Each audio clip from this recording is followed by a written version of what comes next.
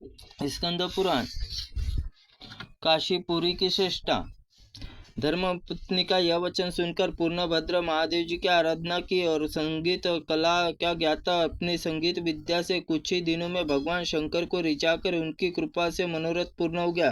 पूर्णभद्र अपनी पत्नी के गर्भ में श्रेष्ठ पुत्र प्राप्त किया। उसका नाम हषिकेश था, हरिकेश था रखा। बालक का मुख चंद्रमा के समान मनोहर था। शुक्र पक्ष के शशि में प्रतिशन वृद्धि को प्राप्त होने लगा। बालक हषिकेश जब 8 वर्ष का हुआ तो तभी से प्रतिदिन एकमात्र भगवान शिव की उसकी मान्यता बढ़ने लगी।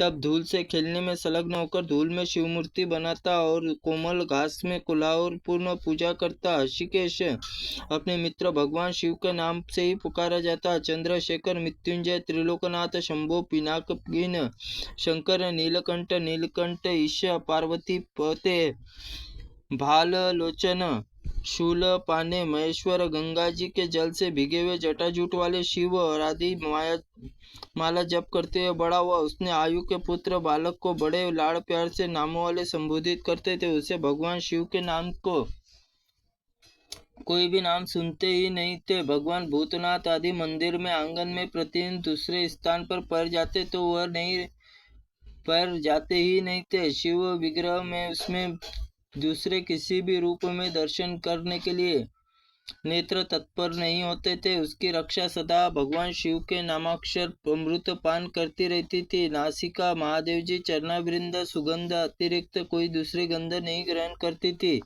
उसके हाथों में केवल शिवजी सेवा ही उत्सुक थे। उसके मन से सिवा कोई दूसरी वस्तु नहीं थी। चिंता नहीं करती थी। पीने योग्य पदार्थ में हषिकेश भगवान शंकर निवेदन करके पीता था। शंकर भोजन भी वही करता था जो भगवान शिव निवेदित होकर प्रसाद बन जाता था। सर्वत्र अवस्थाओं में भगवान शिव के सिवा कोई दूसरी वस्तु नहीं दिखाती। चलते गाते सोते उठते खड़े बैठे लेटे सभी और भगवान शंकर को महादेव का भगवान का भाव का चिंतन करता रहता था। रात में सो जाने पर स्वप्न पे बार बार कहता था, हे भगवान महेश्वर, आप कहाँ चले गए? क्षण भर में ठहरिए। इतना कहते ही वो सोते सोते जाग उठता।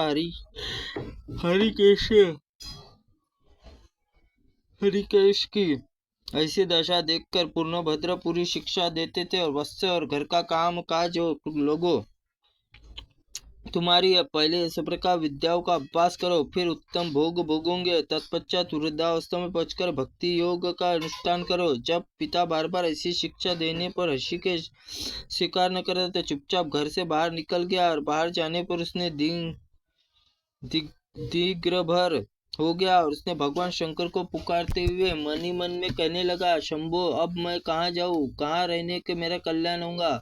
मुझे कुछ ज्ञान नहीं है। पहले से सुन रखा है कि जिनकी कहीं कोई गति नहीं, उनकी गति काशीपुरी है।